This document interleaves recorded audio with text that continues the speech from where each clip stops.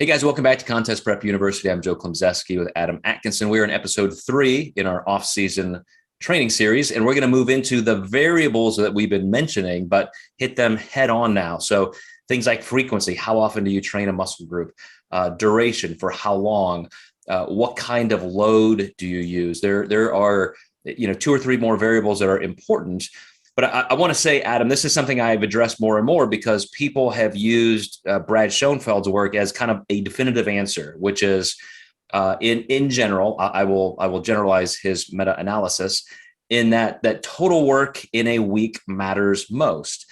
And so if you did, let's say, 32 sets for one muscle group, whether you did that in 1 session, 2 sessions, or 3 sessions, the question is, what is best? And again, just looking at the preponderance of evidence already out there, his analysis is that generally 2 times a week is best, but it's still total work over time.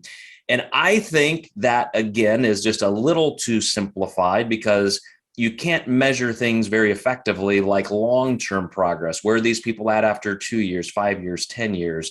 How do we know that one person, their perceived exertion is the same as somebody else's? So let's try and pick this apart as much as we can, knowing that, again, it's so subjective in terms of what everybody does in the gym, in terms of quality of motion, recovery, sleep, just every other variable. But when you start programming for a client and it's down to, okay, how many days a week? Is it going to be a 3-day-a-week lift, 4, 5, 6, 7? How many times per body part?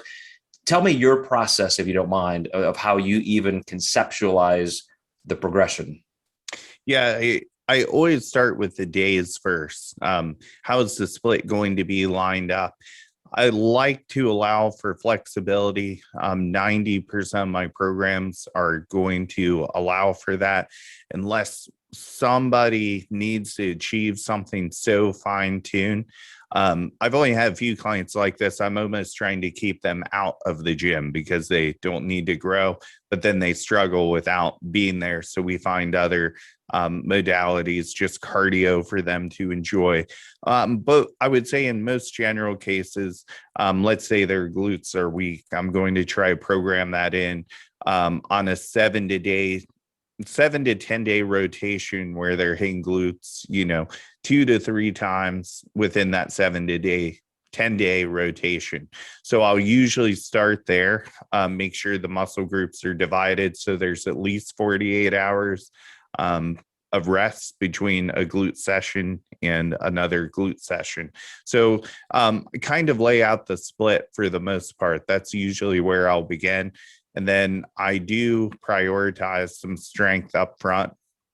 But if they're getting a 3rd session in the week, I might actually do a higher rep week versus a lot of strength stuff as well. So in a nutshell, I would say that's a general layout. Mm-hmm. And in our 5th episode, guys, we're going to actually cover progression. So we'll revisit this topic. But to continue on just talking about these variables, I was presenting at a conference with Brett Contreras a few months ago, and we had a private conversation, and he agreed with me wholeheartedly. And it was funny because both of us were like, man, I can't find anybody else in the industry talking about this. But I proposed to him that people don't necessarily need twice a week or 3 times a week of training if they're training with a lot of intensity focus or strength focus. So sometimes it doesn't have to be a linear weekly progression. You can do what you said, like a 10-day split within a 2-week time frame or something. That means you're going to get 3 of those cycles in a 30-day month, for example. But one of the things that Brett said also is, especially with the infatuation with the glutes, everybody wants to train glutes, virtually every day. And in his own presentation, he said, look, if you get maximum results from training them once a week, do that. If you get maximum stimulation and results from twice a week, do that. And he said, for people who just feel like they have to be at the gym every day and doing glute work every day, he said, I will, of course, give them what they want, but I'll do things in kind of a light way that's just maybe lightly stimulating. And, I know it's not helping them, but it's not hurting them. I'm not going to give them, super heavy frontal plane work, deadlifts, stiff-legged deadlifts, hip thrusts, 6 times a week. And so I think that's why you see a lot of those extra kind of auxiliary movements coming into play, because people just love to be in the gym. Yeah.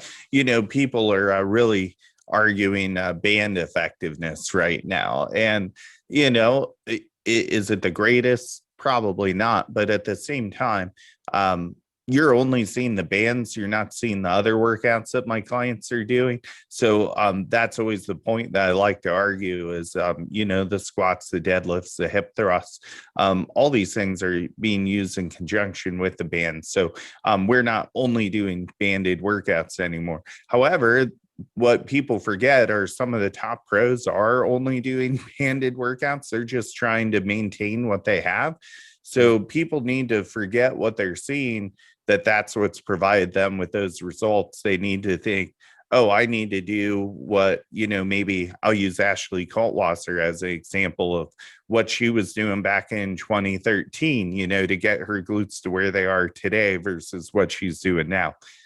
Mm-hmm. We're going to move in episode 4 into volume distribution, how to actually spread this work out. But just to put a fine point on what you're saying here, think of it in any other body part. So let's say that I have a pro client and he said, man, for my off season, as we get started, I want to really work on my upper chest and chest width and so forth. And so I had to go through some of these physiological principles. And I had to say, well, just think if we trained heavy upper chest 3 times a week, think what would that do to your rotator cuff tendons, your supraspinatus tendons? Do you think you would actually grow from that or see a decline in results? And of course, the answer is you would see a decline. So how then can we distribute the strength work versus hypertrophy and spread that volume out? So appreciate your comments as always, Adam. We're gonna pick this up in episode 4. So you guys stay put and we'll be right back.